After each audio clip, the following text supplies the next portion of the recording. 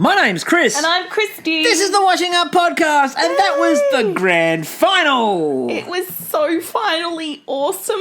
It was wonderful. Full of final stuff. It was a really good grand final. We got to meet Boozy Julesy. We'll talk about Boozy Julesy in a minute. This was it was a high standard.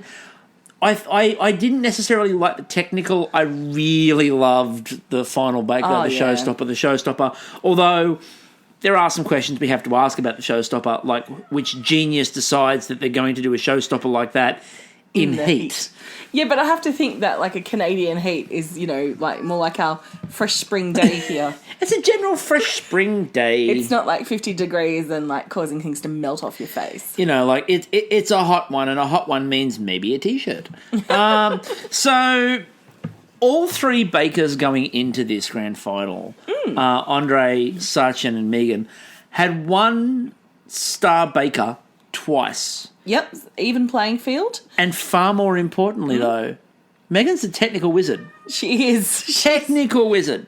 Well, she didn't win tonight, but she's the technical winner. 4 times after tonight, she won the technical. Mm-hmm. Like, that's an amazing achievement from Megan. And what we really need to remember here is that, unfortunately for Megan, the technical doesn't matter. No. It never seems to matter. It's the whose line is it anyway? It really is, where everything's made up and nothing matters. Yeah. So we started, and we need to talk about the start. So Dan is running around doing stuff. Yeah, which is not what you'd normally expect from Dan. No. But I mean, we all know behind the scenes. It looked like he was picking up someone's slack. Yeah, well, I mean, we all know that behind the scenes, being the mogul that he is, he's probably built the whole pavilion himself. Exactly. But I think there might have been something going on the night before. Okay, so we need to work this out. So to lead us to where Julia is scoffing down some cake. It's a kebab. Yeah, she's having the baker's equivalent of a kebab. Yeah. She's laying there looking like she turned up to the shoot with her shoes in hand. She's rocked up with the shoes in hand going, where can I find more booze? I have a feeling that the night before maybe Wendy, maybe Anne-Marie, definitely Devon. Definitely Devon. And Meng Ling. Oh, dun dun dun dun. Dun, dun, dun, dun, dun, dun. I reckon she commandeered the gadget copter and flew them all to a booze cruise. Timothy there, he's like, this isn't a school bus. Did they tell Timothy he was steering the ship? Yeah. Sadia's like, this is against my religion. You guys have a nice time. I'll see you on the flip side. Have a wonderful night. Look, enjoy yourselves. Timothy's going, I know some great donuts we can go to afterwards. It was wonderful. It was a great experience. But Julia, throughout this episode, reminded us we've just had, the excuse for people to drink. We're not getting into the politics of horse racing, but, nah. But we've just had Australia's excuse for a whole pile of people to get drunk and carry their shoes over their shoulder. And to, celebrate, what's it called, like, friggin' torturing animals. But anyway, disgusting. But anyway, more importantly for this narrative, it's about we need happier competitions. Why can't Australia? This should be the equivalent of the Melbourne Cup. Women walking out of the venue with their shoes over their shoulder, having had a couple of shardies too many, while yelling out, "Leave him alone, Shazza. Yeah. He's not worth it." And it looked a lot like Julia had possibly been yelling this, maybe at Dan. Dan. And he's like, we're in the pavilion, Dan. And he's like, I'm not doing anything like that. You guys run along. I've got to build the rest of the pavilion. Exactly. My production company, go. So anyway, we get into there and we did say that Megan was the technical wizard, but there's a theme that develops a little bit too, and this will come up when we get to the technical. But Megan, over the course of it, when you work out where she's had her worst bakes, it's been her family let her down. My Gemmy doesn't blind bake anything. Maybe you shouldn't listen to your Gabby, which she responds with, but she's so adorable. I mean, and every time there was a family recipe, It seemed to fall over a little bit. Sachin's been, again, as we said, he's preparing for Sachi in the kitchen, and he did that again today. It was very much this professional production. And now here's my piece to the camera. And Andre. Just literally, that's all I need to say. Andre's Andre. Yeah, I was worried about him in the first. I was never worried. But in the signature, right? They've come in to do it, and he just looked a little too stressfully focused, like in terms of like, you want to have attention to detail and stuff, but you were there going, oh my God, Andre, what are you doing? And he was there like with a little spatula flicking the sponge filling into the corner and not really doing anything. Like it was really weird. So let's get into the challenge. The first challenge in the signature, 24 mini Swiss rolls. You must do 2 different flavours, and you had 2.5 hours to do it. Now, Sachin starts this off by going, it's time to be very careful about what I'm doing. Now... Because fuck the other week. Yeah, look, every other week, Sachin's like, fuck it, I don't really care. Go rogue. I'm not weighing anything, I'm not measuring anything. Grand final week, it's time to care. time to be a little conscientious, There's a cake stand at stake. Watch out, you don't want to lose that. Andre scared me in so much as he made an opera cake with a Gioconde. Have you learnt nothing, Andre, from the experience of bakers worldwide? Don't make a fucking Gioconde. Well, I mean, he did it well, but... He did, and the flavour was awesome. Coffee buttercream that, and then he made the mango mascarpone, which does sound a little bit like a dessert you'd see in like a 2.5-star restaurant. I reckon he got that inspo from Sydney, like mango pancakes. It's just like... 100%. He's like, I've got to appeal one to Rochelle and one to Bruno. I'll do the opera cake for Bruno. He'll appreciate that. And mango pancakes. And the interesting part about that was it was with striped chiffon. Now, I wasn't aware there was going to be an evening gown component to the evening. But apparently, striped chiffon. There we were. Look, off screen, it was a swimsuit that was quite nice. Involved jelly. Because I presume the bakers swim in jelly. That makes perfect sense to me. Sachin decided he was making a Neapolitan one and a lemon ginger Swiss. And he was going to put crushed sugar cones on top of the Neapolitan as well. Now, I was worried about this because he said he's going to make Neapolitan and then only seemed to be making chocolate and vanilla and then suddenly produced a strawberry cream. I'm like, okay, that makes sense. Well, the strawberry really is the least favourite flavour in a Neapolitan ice cream, isn't it? I'm going to stand up for good old strawberry. No, don't. I'm going to stand up for strawberry.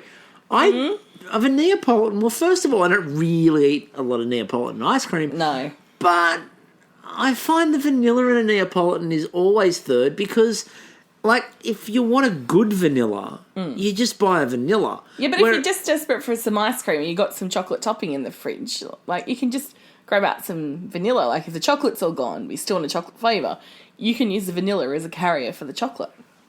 I like your theory and I'd like to subscribe to your newsletter. Yes, so you should. Or Milo. Now, again, in Canada, you're going... What the fuck's Milo? What the fuck's Milo? Can't really explain it, to be honest with you. It's like a Nesquik. Like, I think that's what you'd have. It's a bit like a Nesquik, but it's better. Powdered chocolate drink, but better. Much better. We've got Nesquik as well, and malted, Milo. Caffeinated. It's malted. That's the best way to describe it. It's a malted brew, so to speak. And do you know they actually engineered malt? Okay, so the thing with Milo, right, is you want to have a number of like the chocolate bits, like the chocolate malty bits, float to the top, so you get this like kind of like this secondary, this secondary kind of.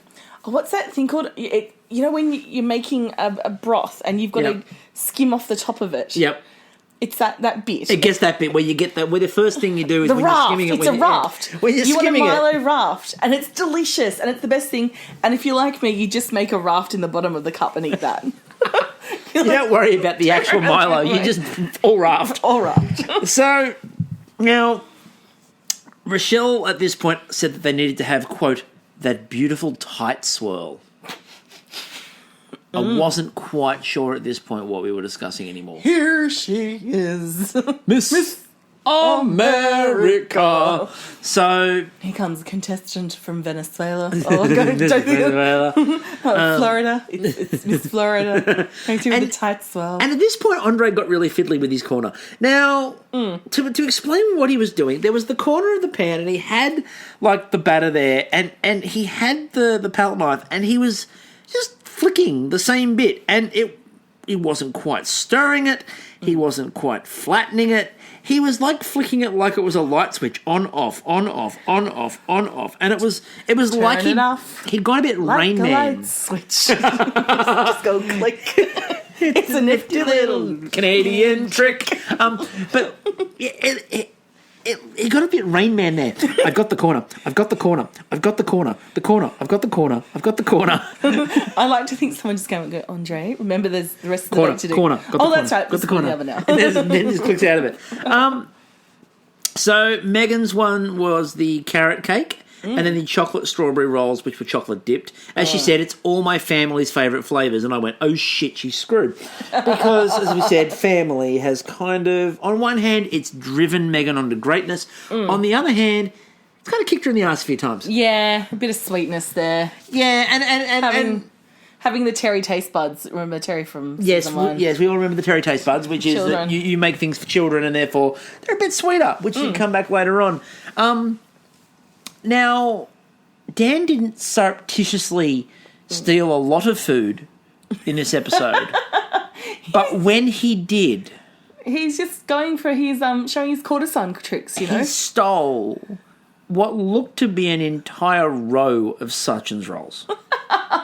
I don't even know if Sachin realised. No, Sachin's like, oh my God, where's the other one?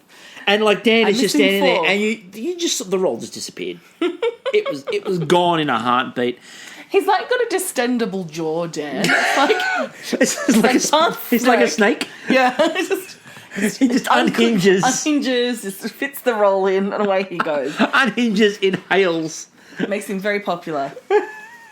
I love the idea that he just unhinges and swallows everything. Anyway, that's what she said. So we have to discuss something that is actually quite serious, though, and I don't really like getting serious on this podcast, as you've all seen. But we need to discuss a problem. Yes. We often talk. You often hear stories about the rise of machines. And the fact that machines are planning to overthrow the universe. And we don't... I'm trying to do the Terminator 2 music. We also don't really know what Dr. Claw is. We don't know what Dr. Claw is from Inspector Gadget, obviously. And we had Penny and Brain left in the pavilion. And I'm starting to think about Sachin. Is he Dr. Claw? He could be Dr. Claw. And what brought this up and brought this to a head was when he was finishing off his bake, he looked down the barrel of the camera, his neck sort of clicking as he did this. And then he just went, I am in a zone. As though that was what he'd been programmed to say at that exact time. I am starting to wonder if Sachin was a robot sent to destroy Gadget. Once Gadget had gone, Brain and Penny were left. And it was Claw's job to take them out. But at least Gadget got away, safely, so... She did. We don't see what happened after the garden party, but... She did, but I mean, I assume she got away.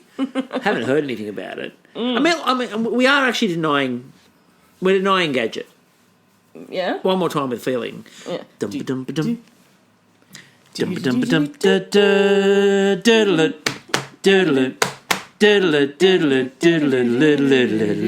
Inspector Gadget.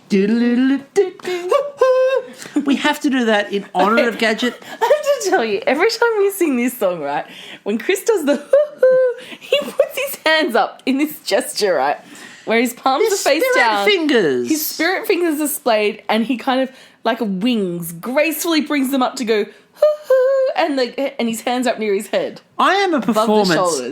performance artist, and we'll talk more about this at the. So good for podcast. We'll talk more about this at the end of the episode when we preview our next episode. We'll come back to that in a minute, though. We're excited. So the judging, Megan.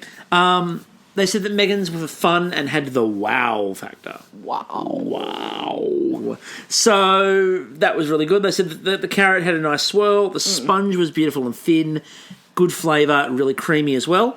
Rochelle, I don't know what you're talking about. There is no such thing as too much strawberry dip chocolate, okay? Yeah, that was a bit weird. And it was a little top heavy and it was very sweet. Why don't you cut those strawberries in half? Rochelle, why don't you just fucking eat the strawberry first?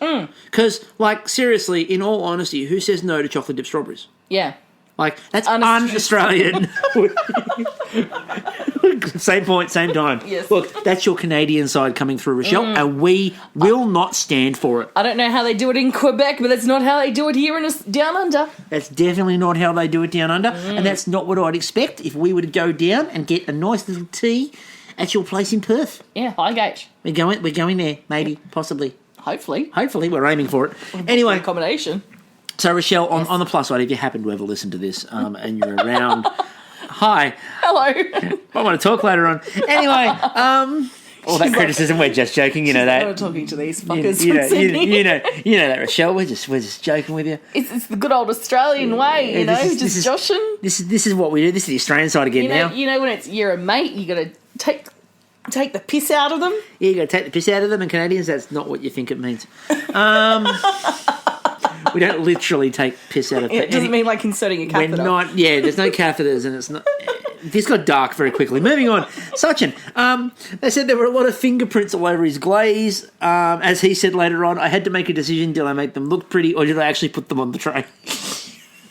And look, I think in the grand scheme of things he went the right route. He did. I mean, you could try to do both, but fuck it. If they've got a choice, get them on the tray. They said that the swirl was good. It needed more roundness. How can you have a good swirl that's also not round? It doesn't seem like a swirl then, does it? No, it seems more like a swirl. Or is it an earl? No, it's not an earl. It's a swirl. It's an earl if it's made of tea. Anyway, they said the cake was really light. The ginger was really good. Now, Bruno. Yes. We love you. We legitimately love you. What's a Napolitan? Napolitan. It wasn't Neapolitan. It was Napolitan. We love you, Bruno. We genuinely love you. And please, if you want to come on, we're here. But I have no idea what you were saying. I think he was trying to do an Italian accent. If my accent coaching. Your accent coaching. Okay, Bruno, we'd like to offer you some free lessons. It's good old Napoli, like a Napolitan. Like that is the best Tahitian I've ever heard. Thank you. Spot on. We're moving on. They said that unfortunately for Sachin, the chocolate slightly overpowered the strawberry. Yes, as it should be in the Neapolitan. Kristie again doesn't see a problem with this. No. So Andre, I'm surprised they didn't scoop the strawberry out. I just had the chocolate and vanilla like you do with Neapolitan ice cream. No, they should have eaten the chocolate. And they should have eaten the vanilla and just had the strawberry cream left. With just one hesitant spoonful taken out. Marge, we need more chocolate, vanilla, and strawberry ice cream. I'll get some at the store. All right, so Andre. Except the swirl. You couldn't find the swirl in Andre's. They said his cream was too thick and that was the problem. However, they said they looked elegant and dainty on the outside. Yes.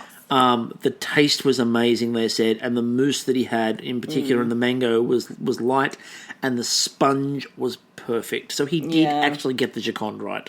And, there was a point, though, where in this challenge, Andre and Sasha looked like they were two warring gay neighbours. Like, they were just impeccably dressed and kind of it's like they're having like a swirl off, and it's like, oh, you got no swirl, girl. Like just You know, it reminded me actually. What it reminded me of a little bit was Frasier and his neighbour inside Elliott Bay Towers. Yes. And like the fight over the car parking spot, or who had the best Christmas party. And it's like that passive aggressive. They're loving each other, but at the same time there's that awkward tension. But they love each other, but there's awkward over absolutely nothing. It was so fun. It was so much fun to watch because it really was. It was this lovable fight, but they're loving each other really. But it was just so. But I'm going to beat you. But I love you. But I'm going to beat you. And Megan's off in the corner just going, I appear to be channeling somebody, and I don't know why. And we're going to talk about that in a minute. But but first, at the end of the first challenge, yes, we really sort of look at it.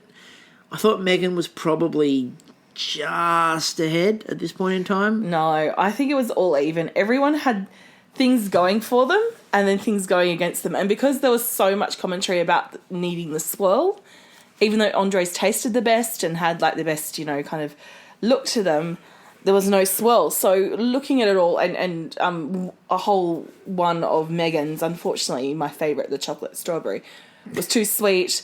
Sachin's not quite right. So we had this... I think it was pretty even at this point. Okay. IMHO. In my humble opinion. I was wondering what you were doing there for a second. I thought you were spelling something out there. I'm AHO. And I'm like, no, you're not. I'm O. No, you're not. I'll just send you an invoice. Damn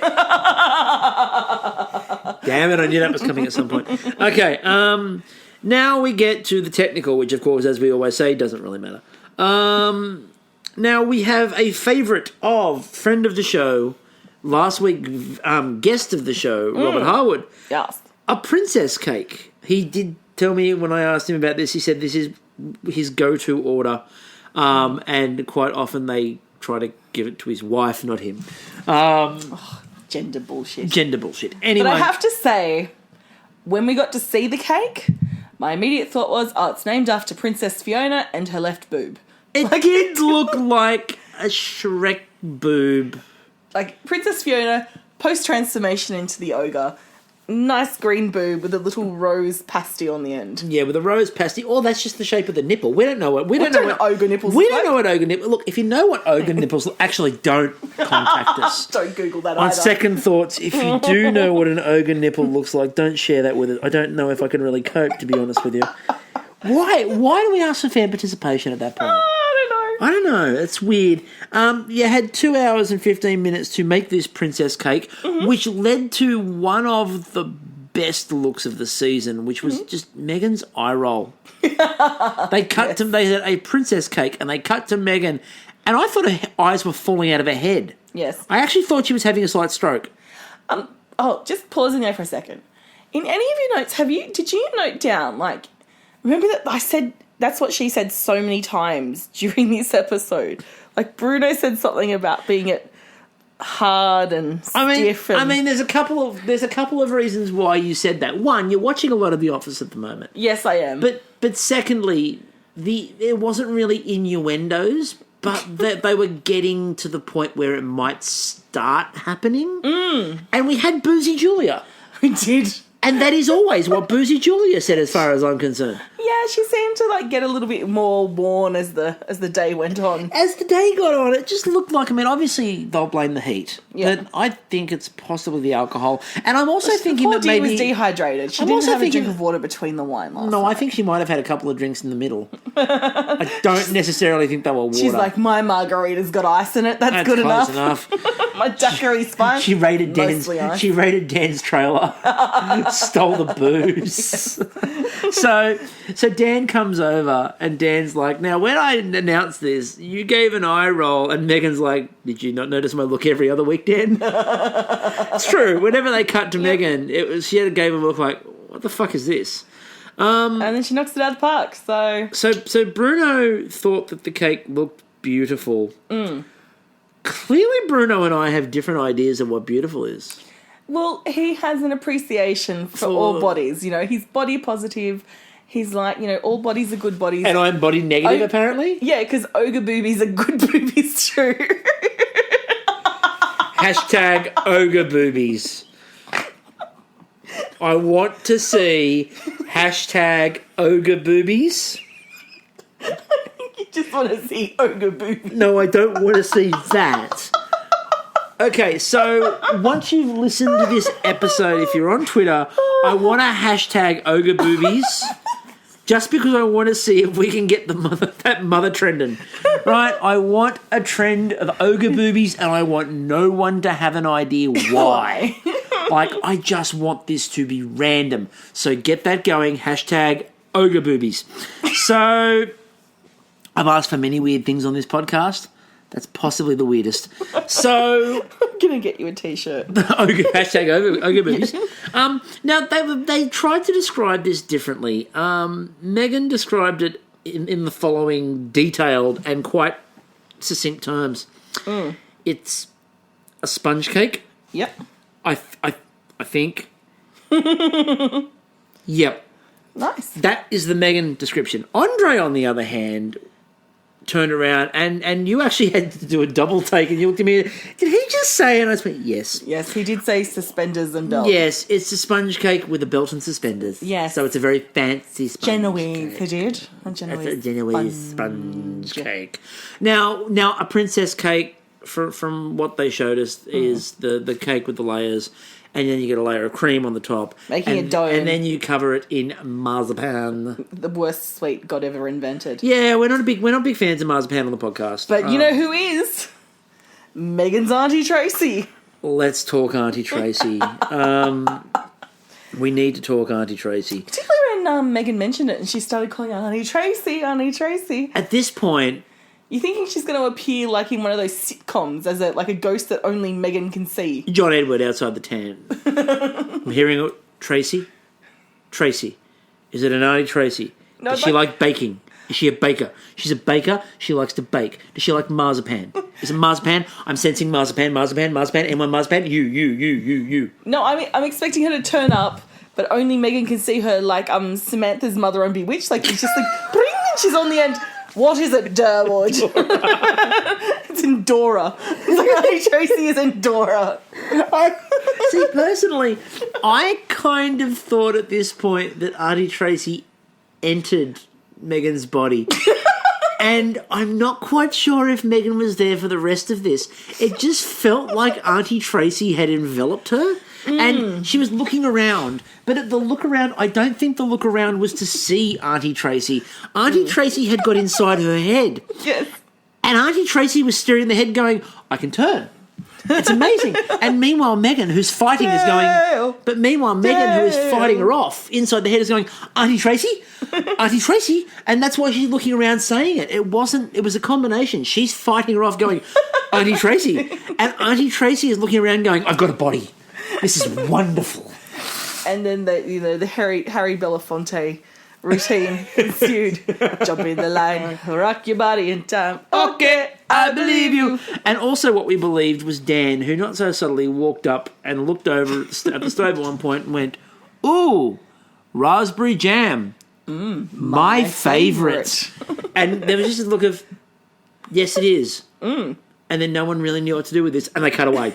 Like, it is boiling hot. It is still in the pan, and I don't know if I have access. Can you just wait, Dan? I'd like to think that what happened was Dan was dropping subtle hints. And then Boozy Julia wanders across, picks up the hot pan, and just sculls it. Just all of the raspberry jam. Just wipes it, puts the pot back down and goes, you can make another batch of that. She is that. You know what that needs? That needs some vodka. I was about to say, there's some vodka, and then there's some more vodka. I'm sure she's just sitting in, like, she's and lying. then some gin. What that we don't see is off camera is because it's so hot and she's just like so like, you know, slightly hungover, not slightly, very hungover and possibly still boozy. Head in the freezer, like just trying to cool off. And before anyone goes, why are you criticising Julia? We're not. I would do the same thing. I would turn up to the grand final drunk. Yeah, and you should have seen how Wendy and Anne-Marie a lot of makeup there, but at least they got the sleep in. Remember, we did ask about who the boozy baker was, and we were told that there is a bar at home that is amazing. So, So Dan then goes over to Sachin and starts talking about Sachin's bakes. And this was a great exchange. Dan looks at him and goes, "It looks perfect. It looks great." And Sachin's like, no, it doesn't. And then Dan instantly goes, "It's good. It's got a long way to go. A little bit of time. It's got a way to go. It's good so far. It's on progress." So, like, I thought Dan was actually really good in this episode. Well, he had to make up for two. He's got one in the corner. Yeah. Nursing a massive bruising hangover. Now, the question we asked each other, and I actually had to check with Robert to remember what it was called. Yes. Where's the Agbay? Yes. No, but cutting cakes in half, no Agbay. Not half, in thirds. Agbay. For sure, you had to use an Agbay. So, well, they did bloody well for not having to use an Agbay, you know? So the Agbay. So if you don't know what an Agbay is, Dave from Great Australian Bake Off is a massive bandit for one, as is Robert. He has one on his bench. When I asked him about what the name of the tool was, because I keep forgetting it, he goes, "I'm looking at mine right now," and I went, "I didn't tell you that. What's the name of the tool?" And I keep thinking it's like an ag-quip, but that's agricultural equipment. So an Agbay is basically it sets the level, and then you run the blade over, and it just cuts the cake to absolute perfection. It's like a horizontal guillotine. It is like a horizontal guillotine for cakes. It's wonderful. Also works on what's it called? Lower French nobles. Yes, exactly. So really low ones, dual purpose, tiny ones. Yes. Ones that you just want to take a slither off. Any French noble that is under 30 centimetres. Got them. Well, they're definitely going to be under 30 centimetres by the time you finish. You can, not like just lop them a little bit. It's for the ones you just want to mildly overthrow, not completely overthrow. It's for the ones that you actually just want to remove that bottom dead layer of skin off their foot.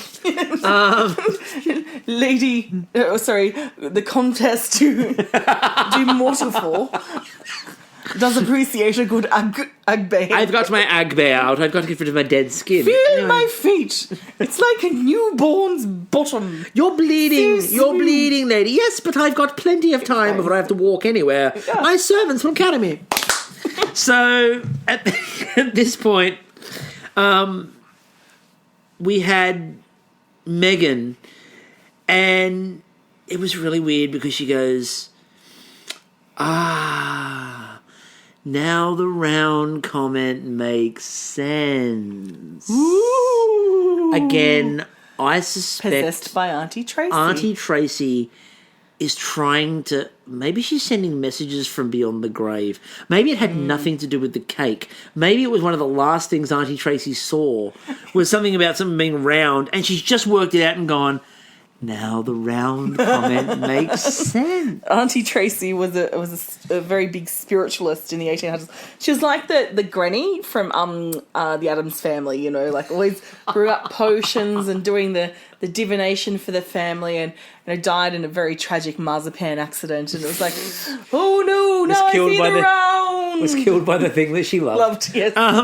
What a way to go. Look, if there's one thing we know that isn't spoken about enough, it's victims of marzipan. And look, we know we laugh and joke around, but kids, marzipan is a very serious matter. Exactly. Everyone's aware of the victims of Cobram. Yeah, everyone knows. No one spares a thought for the victims of marzipan. Yes, so marzipan kids, think twice. Are you thinking marzipan? Think again. So we then had Dan try to bring Julia into the show. They had to finish off with filigree. And they're like, do you know what that is, Julia? And Julia goes, yes, I do. And was confident. And then Megan goes, it's like lace. Is that what it is? It's like lace. And Julia just looks at her. Grabs a raspberry. Pops it in her mouth. And I can only presume just falls to the floor.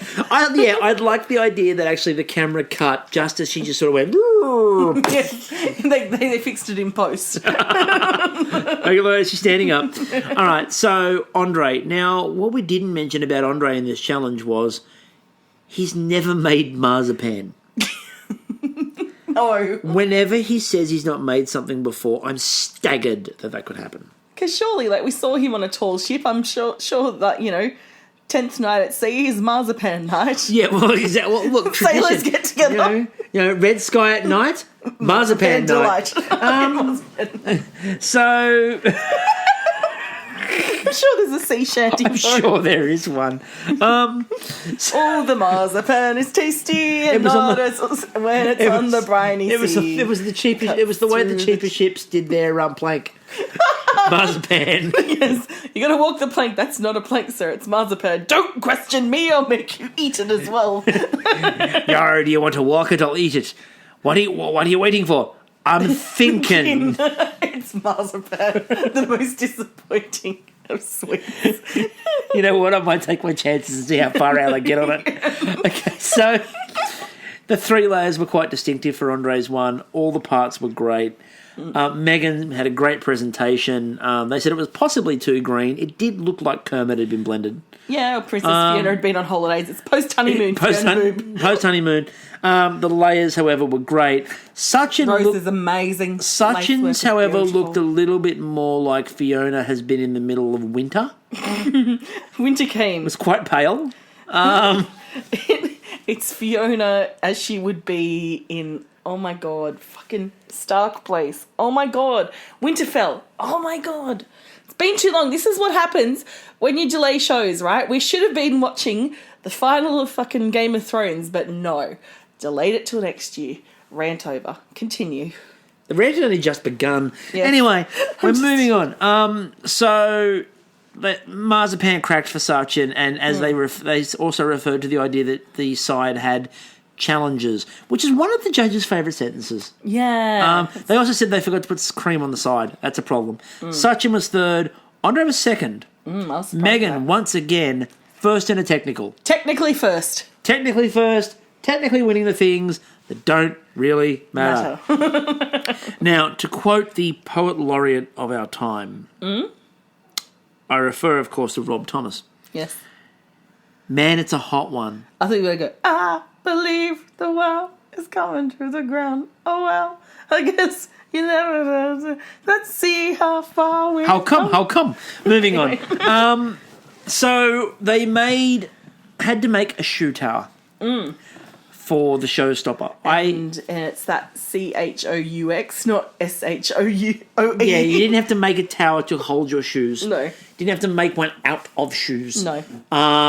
You didn't even have to make one out of Broadway shows. You had to make it out of shoe pastry.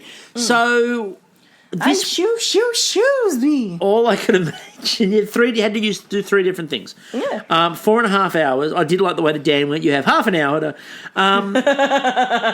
To which everyone fell on the floor with a heart attack. I felt. You know who I felt sorry for in the challenge? Who? James at home. Thinking to himself, my fucking volcano, which wasn't supposed to be a volcano, but kind of became that, would have been perfectly fine. At that moment, we cut to James. It's a black and white film noir kind of setup. He's sitting on a chair in dark corner, shaft of light just on him and the whiskey in his hand that's just shaking with the ice jiggling on the ground. I like the idea that the chair's made of shoe. But the back doesn't come together because he can't manage It's not quite finished. Still can't manage to. And he's sitting there going, anyone got some...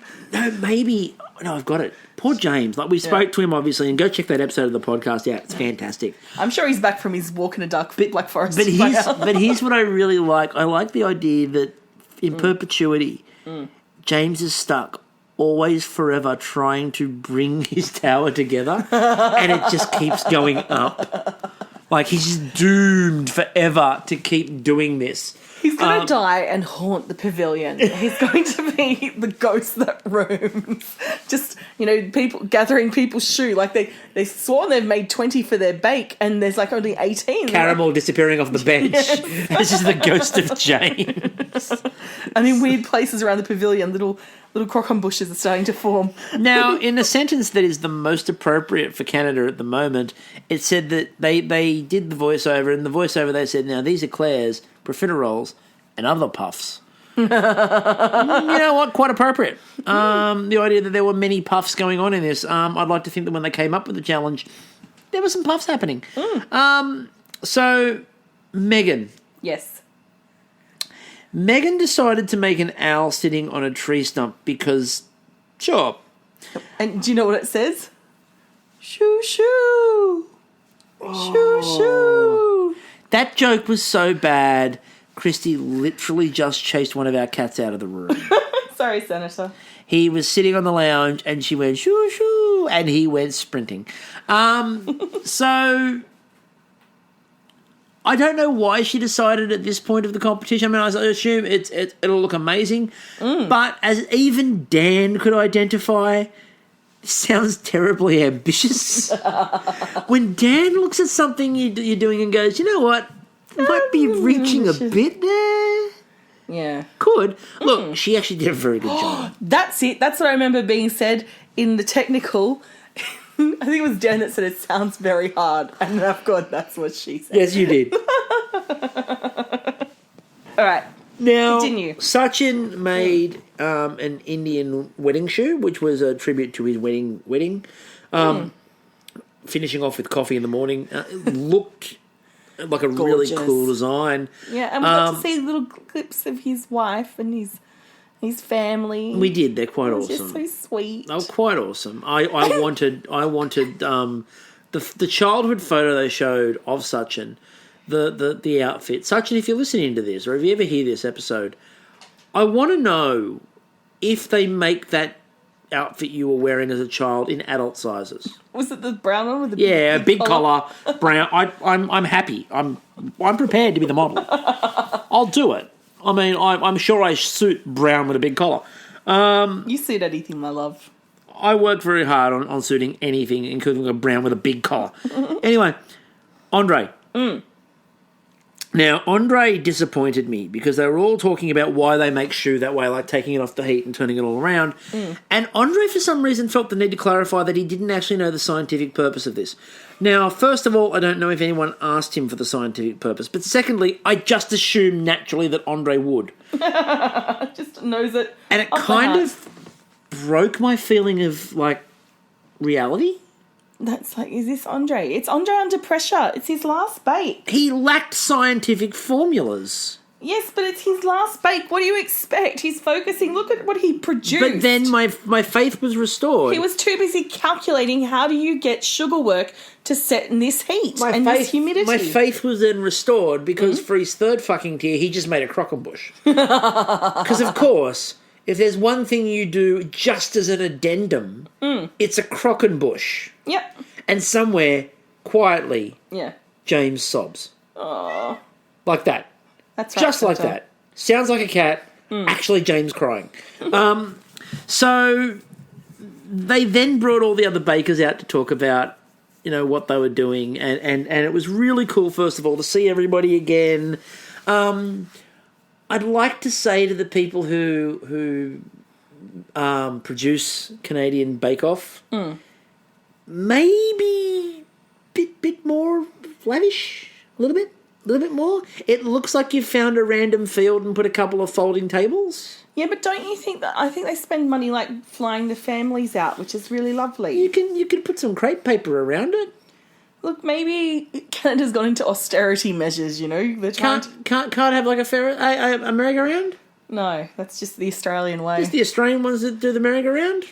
They're building up. Can't have jumbo lights. I mean, it's Canada. You probably don't need. No, you know what they're waiting on? They're waiting on electricity. No, they're waiting on the weed tax to start hitting the arts. You know, that weed tax money just to start. I'm looking forward to next year's Canadian Bake Off, which is just going to be a massive stoners party.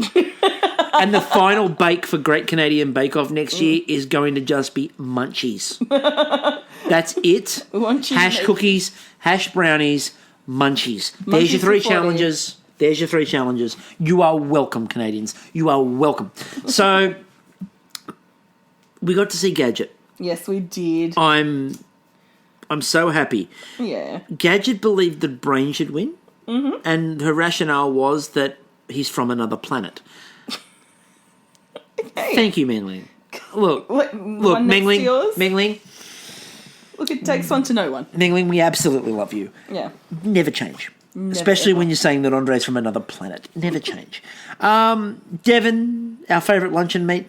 It was good to see him again. He was complaining about the heat a little bit. That might be for a couple of reasons. One, it was possibly hot.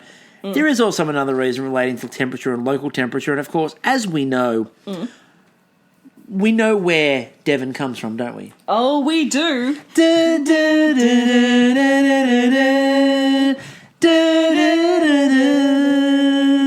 Regina, experience Regina. It's the grand final. We've got to sing it once. We've got to sing it once. Regina. Sorry. I can't count. I was just too excited. You're like a 2-year-old. So we got to the judging. What I really liked about this was they make them carry their things out. Now, just before they finished, it got so hot, and they've all got the cooling spray. Yes. I love that Andre was like looking at potential advertising opportunities in the future by like spraying himself with it, partly like a fan, but partly like a deodorant commercial. And Megan's owl, the Lynx effect. Megan's owl, which wasn't holding together. What do you reckon his scent would be? Would it be like, crock and bush? It'd probably be something that would annoy me, like matcha. Anyway. Matcha and yuzu. Oh, no. I'd rather not. So they were using the spray to try to set all the bakes and make sure they didn't fall apart. Yeah. Whichever genius decided to do this in the heat has a lot to answer for. They can't control the weather. Not yet, but with that attitude, no. Like, work on it later on. It was really interesting to watch the way they were all trying to get the hold together. Megan was terrified that owl was going to fall apart. Yeah. When she put the fence together, which may have looked like a series of penises. Yep, it did. It looked like she was trying to make a series of black penises stand up. Just BBCs all around the owl. That's what she said. And so, but they all stayed. They all held. Sachin's looked really good as well when it managed to hold there as well. And Andre... Green-filled BBCs. I don't know how Andre did, as you said before, sugar work in that heat. Because he was calculating, which is why I couldn't tell you the scientific stuff about the shoe. He had that handled. And he's like, I'm going to make What I sure also really loved was Megan, at the end of the challenge, decided that she was going to become one with the fan. Mm-hmm. She's just merging with the fan. Well, there was another theory that I had, which was this was her last attempt to push Auntie Tracy from her body. That's the exorcism. She just put the fan right up her nostrils and just Auntie Tracy out the back. A new movie from it, The Exorcism of Megan Stassi Witch. Is it?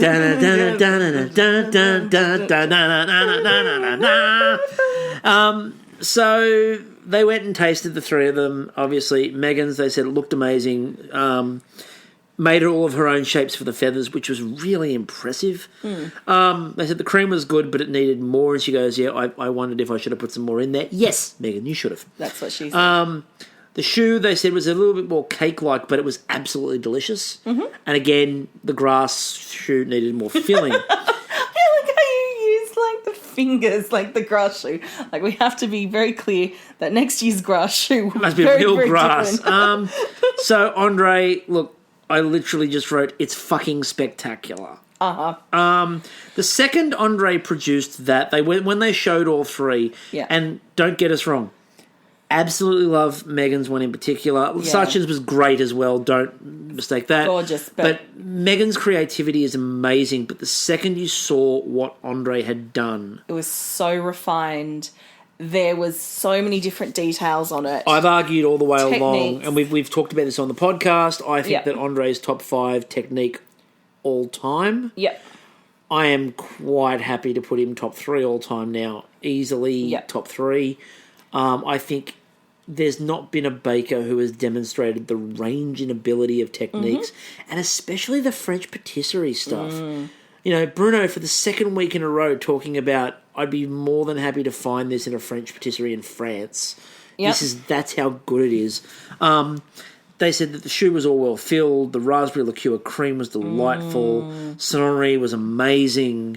As those little swans. Yeah, as Rochelle said, you did 3 different techniques and you did them all to absolute perfection. And you could tell when Sachin brought his up, he's like, it's good, I'm not beating that. Like, no one, I think, believed they were beating Andre at this point. No. Sachin's, they said, the ratio of cream to choux was good. Good, yep. The cream was smooth and light, which, again, is really good. They said, but the flavours sort of blended in the first ones.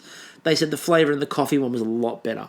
And came through. And, like, you could see Rochelle's like, that's the flavour we're after. And this is the thing, like, all three produced showstoppers that were of a very high standard. It was a really good standard for a grand final.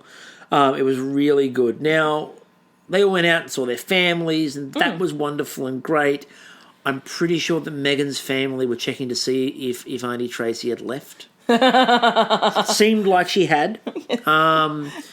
All three boys, I'm going to have to find out. Hopefully we get to talk to Megan on the podcast, because I'd like to know, does she normally dress the three boys in the same outfit? Oh my God, don't do that, Megan. My mum did that to me and Catherine, and it was horrible. Like, there was a creepy guy taking photos of us.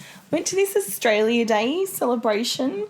Oh, I should call it Invasion Day, but anyway, I didn't know any better at that time. And Mum, like, braided our hair similarly and braided these red, white and blue fucking, because that's the colour of the Australian flag too, into our hair, ribbons. And then we had to wear, like, similar sailor tops and shorts, and it was just horrific. Like, it's just don't. Like, just never. Unless you got twins, and then, like, by all means, like, that's just hilarious. You know who was identical twins? You know who was seeing double? Who? Julia, who just before the presentation was swaying a little side bit. to side. I'd like to think that what Julia had brought to the grand final in particular was a keg. I'd like to think she brought a keg. I'd like to think no. She's like keg tap and does a handstand on it to drink. Chug. I'd like to think what she actually brought to the show was the spirit of Mary Berry. It's like it was Halloween. As the Brit, Yeah. she is the one who knows what Mary Berry would do. And when you find yourself in a situation on Bake Off, always ask yourself, what would Mary Berry do? And the answer is drink. Yes. Always booze. So they got to the announcement, and before they got to the announcement, I had it written in my notes. I just went, Andre, winner. Hands down. And he is the most delightful winner ever. His reaction. Like, he was like, so emotional, and, like, he couldn't believe he'd won. And everyone else in the place is looking at him like, fucking duh. Oh my gosh. You were easily winning this one. To be honest with everybody, Andre would have needed an absolute cataclysmic chain of events to take place for him not to win this series. And that is based not on anybody else's ability. It is based purely off how amazing Andre is. His family, when they were talking about him, basically said, this man is amazing. The one tidbit of information I will give everybody, because I'm hoping that we can get Andre on the podcast too, because there's a whole pile of stories there. The man has sailed to Australia. Yes, on a tall ship. The ship you see with all the masts and stuff, he sailed on that. Pretty sure it's that one, to Australia. To Australia. I know it is definitely that one. The man's amazing. Absolutely amazing. And such a good winner. As Bruno said in one of the greatest sentences ever uttered by a judge, he blew my little French mind in many ways. Is that his nickname for... Oh, sorry. I knew you were going to do that. Sorry, Bruno. Sorry, Andre. So, what we still need from Canadian Bake Off is you need to do an after the show, this is what they're up to. Exactly, you need the ding, Ding, ding, ding, ding, ding, ding. Where they show little snippets of the bakers and talk about what they're doing with their lives nowadays. Gadget, for example, I'm pretty sure has opened up a brand new investigative bureau. That's got to be happening. Nimbus Investigations. It's like Inspector Rex. Nimbus is the chief investigator. Yes. But Gadget's got the liquor license because a dog can't have one. I mean, what we'd like to hear from you is we'd like to hear your suggestions for what do you think the bakers are up to now. Is Devon running his own delicatessen, selling Australian luncheon meats? Yeah, just an Australian-themed deli. I would assume he is. He's our favourite luncheon meat. He is our favourite luncheon meat, and he does a mean Australian accent. And by mean, I mean particularly nasty and horrible. Love you, Devon. So we'd like to know what you think. And the other thing we'd like to know what you think. Like Wendy, is she like just now shipping lobster around? I like the idea that she's now got a massive worldwide smuggling racket going. Yes. And you can't buy a lobster on the planet without Wendy getting a cut. I think that's perfect. So let us know what you think the bakers are doing. The other thing you need to let us know, and we put the call out the other day, Canada, you don't quite know what you're in for. You see, we have listened to the people. Yes. We always listen to the people. Yes. The people might just be each other, but we always listen to the people.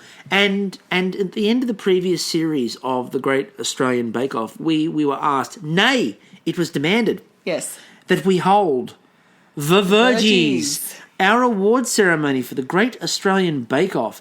The Virgies named, of course, after Verjuice, the favourite liquid produced by Maggie Beer. Dame Maggie Beer. Yes. Of stately beer man of fame, and more importantly, one of the judges of the Great Australian Bake Off. And we award our Virgies for various categories. And what we'd like to know from you is, what award should we give out? Because Canada, we're coming your way. We are. We have made arrangements. We're not going to say where yet, but it is a very secret location. Yep. We are making our arrangements with our crowd. We had a few mishaps last time in Dapto. I do have a new supplier. You've got a new supplier of crowd? Crowd. Different Yelp? Different Yelp, yeah. Good, because I don't want to go through the last people. That crowd was a bit weird. We are flying over to you. We will be there very shortly. We are going to hold the first international Virgies. Now, these awards are not just being... International Virgies. There we go. This is the International Virgies. These awards will not just be given out for Season 2. No. They are also incorporating Season 1. Because, why do 2 when you can do 1? Oh. Other way around. Why do 1 when you can do 2? So what we want to know from you is what categories.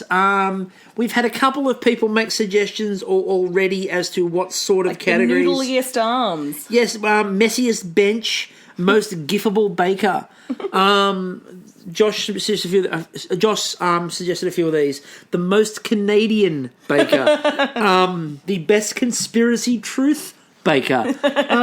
We've given out all sorts of awards before. We gave out in the last series for Australia, for example, we gave out best beard and mohawk combination, and we gave this to a bald, clean-shaven judge. Yes. Best opening act, like sequence. What was your favourite skit? Yeah, what was your favourite opening skit that they've done in the two that Julia and Dan have done in the 2 years? Whatever you want us to award, whatever awards you want us to give, you let us know. Yeah. We are but a conduit for the people. We are coming your way, voices Canada. Be heard. We will raise them up. We are coming your way, Canada, and this will be all. Raise you up upon the podcast. We also promise not to sing that, but we'll raise you up. I did a key change to that. That was a key change that was definitely not necessary. But far more importantly, we will be coming to you. Thank you to a sponsor. Yes. We're not going to say who it is just yet. Hush. We can't mention it just yet. We've got to sign the contracts. I'm actually going to check my email. Yep. I should hopefully in my email have the latest from the sponsor.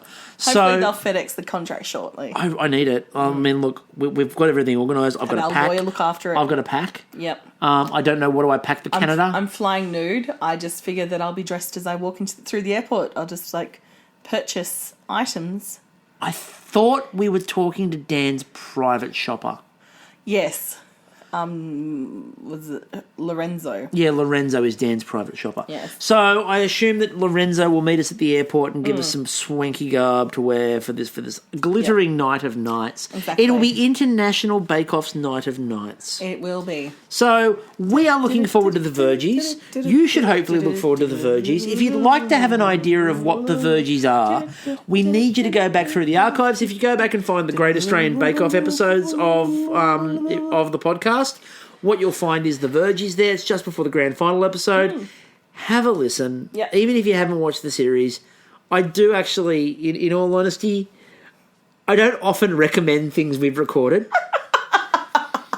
Not often. I'm going to Unless recommend. They have an awesome guest. I'm going to recommend very strongly listening to the Virgies. Yes. Because we want you to know what's coming your way, Canada. You're in for a real treat. And if you don't, you just want to listen to the Canadian ones, you're still in Just for a do treat. that too anyway. So, until the Vergies, I can't believe we're going. I know. I'm so excited. It's going to be so great. I hope my passport's in Oh. in date. Otherwise, they're doing a trip to Canberra beforehand. Did you bother to check that? I will double check. Oh, shit. Anyway, Anyway. until the Vergies. Yes. This has been an amazing series, by the way, of the Great Canadian Bake Off. It has been wonderful. These bakers have been sublime and superb, as have the judges, as have the hosts, as has that pavilion, which just looks resplendent. Congratulations, Andre. Absolute congratulations to Andre. Congratulations to Megan and Sachin as well for making that top three. Congratulations to the cast and crew. Yes, congratulations to the birds. There was a duck tonight. There was a duck, because people want ducks. People indeed do want ducks. Until the Vergies, I'm still Chris. And I'm still Kristie. We will catch you all at the Glittering Night of Nights. Le Fini.